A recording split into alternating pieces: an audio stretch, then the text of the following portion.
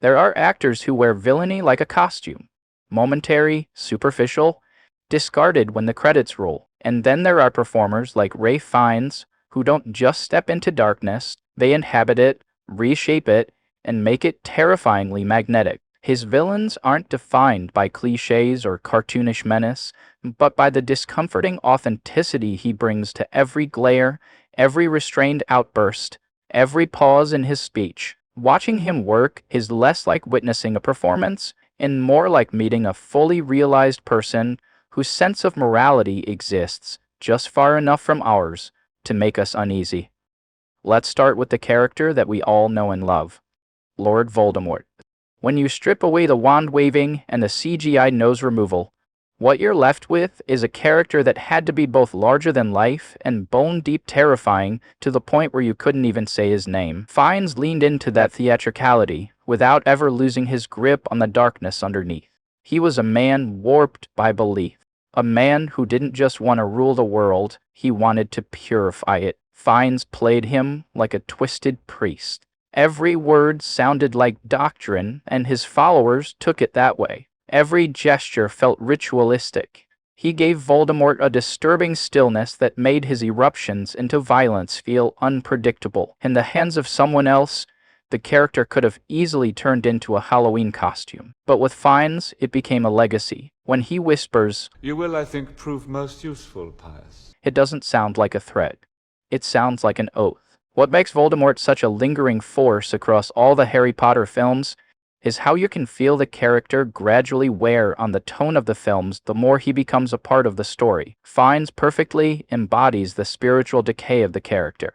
He goes from a menace lurking in the shadows and sending his followers to do his dirty work, to a man ascending into myth which is captured in quiet, desperate moments.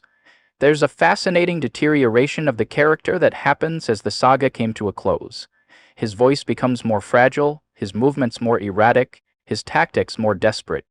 By the final battle, when he fights Harry in broad daylight, Voldemort is still terrifying, but no longer untouchable. Fiennes plays this shift beautifully, like a dictator realizing his kingdom isn't built on anything real. There's a theatrical tragedy in the way he grips onto power, refusing to let it go, no matter how many times he fails to best Harry.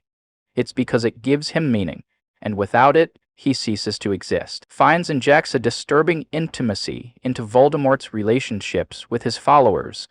He rules through a manufactured divinity, similar to the cult leaders of the real world, and yet there are plenty of moments, brief, uncomfortable beats where he touches someone's face or speaks just a little too gently, and you realize how completely detached from humanity he's become.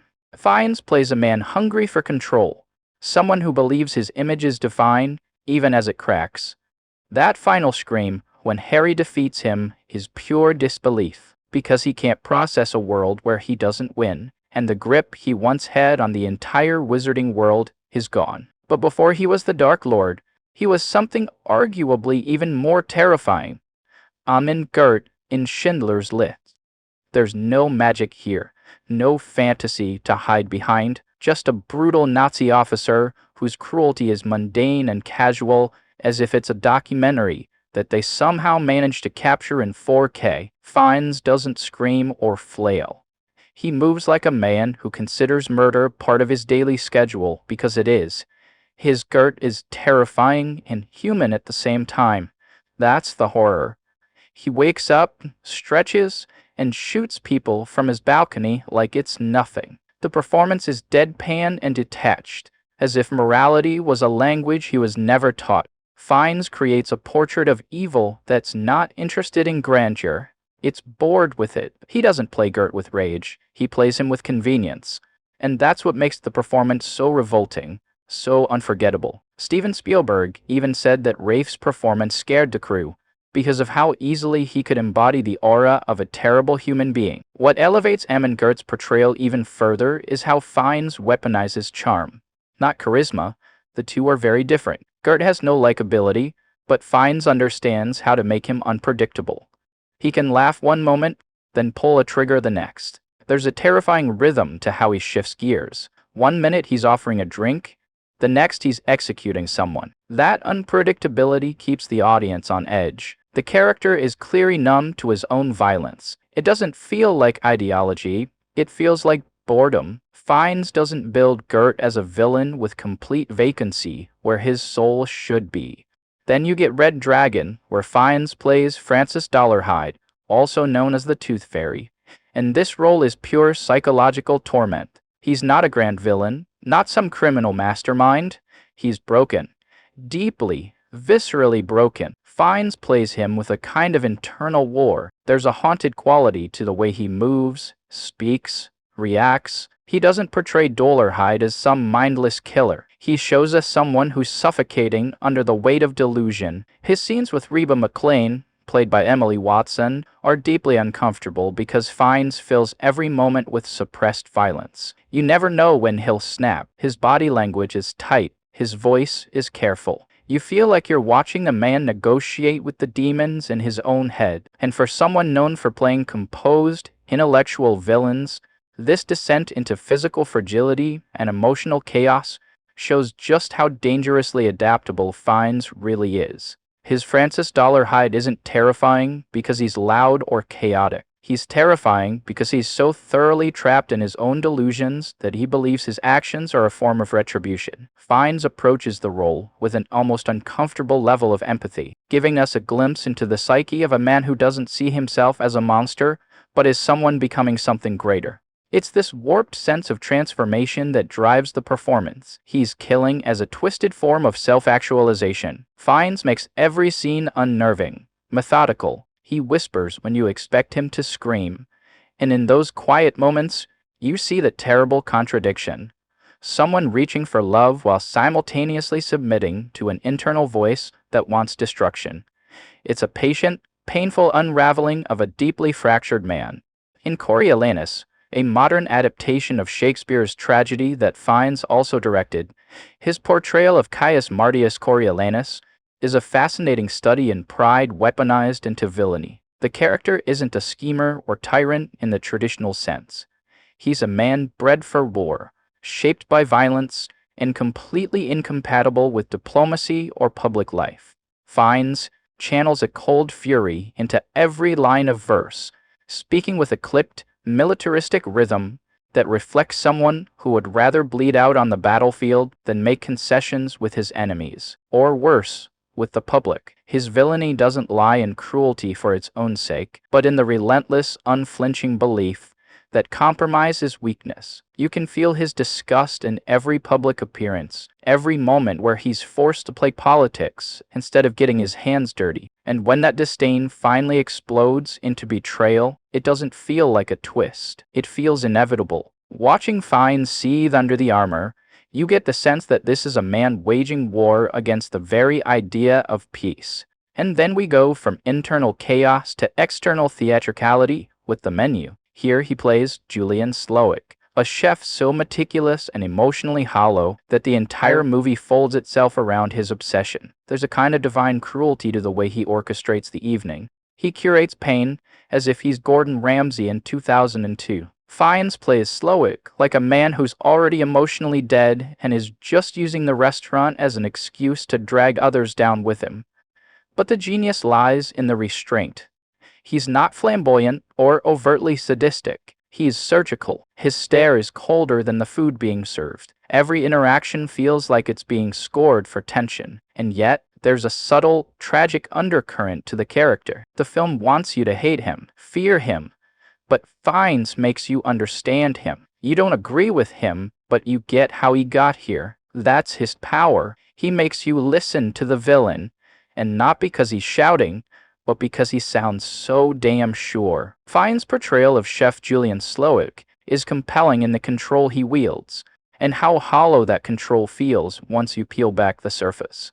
There's a ritualistic quality to the way he moves through the kitchen, but also a desperation. He's a man who has reached the top of the culinary world and realized there's nothing up there but silence and pretentious applause. Eerie stillness, barely raising his voice, but every word has weight. When he speaks to the guests, it's less like a chef addressing patrons and more like a god reciting eulogies. Behind every monologue, There's a man completely undone by how meaningless his achievements have become. That's what lingers, not rage, but resignation dressed as vengeance. Now let's talk about In Bruges, where Fiennes gets to be hilarious and horrifying in equal measure. As Harry, he's a man with a code. A twisted one, sure, but a code nonetheless. And Fiennes delivers this character with high-strung intensity that turns every line into a threat, even when it's a joke. His scenes with Colin Farrell and Brendan Gleeson are electric because he chews the scenery and snaps it in half and demands a refund. There's one particular moment where Harry is on the phone and says, "You're an inanimate fucking object!" He's furious, flustered, but never cartoonish. It's a comedic role played with villainous sincerity, and that's why it works. You believe he'd follow through on his threats, and then when he actually shows up in Bruges, the sense of dread is real, because as ridiculous as he is, he still feels like a man capable of immense, sudden violence. Fiennes walks that line like a tightrope. Don't forget Clash of the Titans, where he plays Hades like a Shakespearean drama teacher who got a little too into method acting. The role itself isn't groundbreaking. It's your typical angry god with a grudge situation, but Fiennes elevates it. He turns lines that would sound ridiculous in anyone else's mouth into declarations of divine menace. He slithers through scenes with a voice full of sulfur and sarcasm. There's a theatrical flourish to the performance, but Fiennes grounds it in fury. Hades feels insulted, forgotten. He carries the weight of resentment like a crown. And in a movie that's mostly CGI chaos, Fiennes brings a gravity that reminds you what real screen presence looks like. And even if he isn't a villain, he has a knack for leaving an impression that lingers. As Gustav in the Grand Budapest Hotel, Ralph Fiennes delivers one of the most unexpectedly layered performances of his career. And that's saying something. On the surface, Gustav is a fastidious concierge with a penchant for perfume, poetry, and older blonde women. Kinda like me. But Fiennes doesn't let him become a caricature. Instead, he crafts a man who's both ridiculous and deeply noble. There's something tragic about how seriously Gustav takes civility in a world that is very clearly falling apart. He recites romantic verse as borders close and friends disappear. And through it all, Fiennes plays him with this tightly wound dignity, like he knows the only power he has in life is to be excellent at his job. He's not naive, he's defiant, and the beauty of the performance is that even in the film's most absurd moments, Gustav never feels like a joke, giving Gustav's quirks real emotional weight. He's a symbol of grace under pressure, of manners in an era that no longer values them. And you can feel that by the way Fiennes handles each line, each glance, like it's all part of a performance within a performance. A man pretending the world still has rules so that maybe, for a little longer, it will.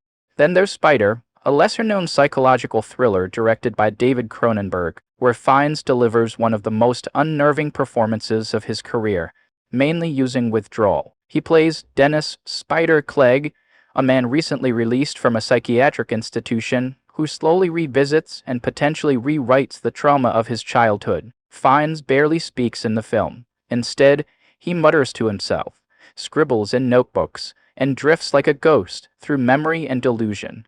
The internal antagonist he embodies, a fractured psyche, the haunted reconstruction of his mother and father, and the quietly dangerous child he once all wrapped into one character. He makes the performance feel villainous in a deeply human way, playing the horror of mental collapse without theatrics, and the result is chilling. Spider isn't a character we fear because of what he might do, but because of what he can't stop reliving. And Fiennes draws you so close to the edge of his mind that you start to lose your footing too. Even in Skyfall and Spectre, where he serves more as a bureaucratic foil than an outright antagonist, his sharp delivery and rigid moral backbone give the impression of a man who could flip the table if pushed far enough. As M, he plays authority with such conviction that even Bond hesitates around him. That sense of tension, of barely restrained contempt, adds a layer of complexity to his scenes. You never quite know what's beneath the surface, but you know it's there. And just to throw in one more curveball, Fiennes voiced the Moon King and Kubo in the Two Strings. a role that, while animated, carries the same quiet malice that defines many of his best villains. Just a serene, deluded belief that what he's doing is right. Fiennes finds a way to make celestial evil feel intimate, personal, and even in a stop-motion fantasy, his voice alone can reshape the tone of a scene. So yes, Ralph Fiennes is too good at playing villains. He understands that evil doesn't need to accompany rage. Sometimes it comes with poise, with patience, with a cold smile that says, "I've already won." His performances don't scream for attention, they earn it. They haunt you. And long after the credits roll, they linger like smoke in the lungs. That's not acting, that's alchemy.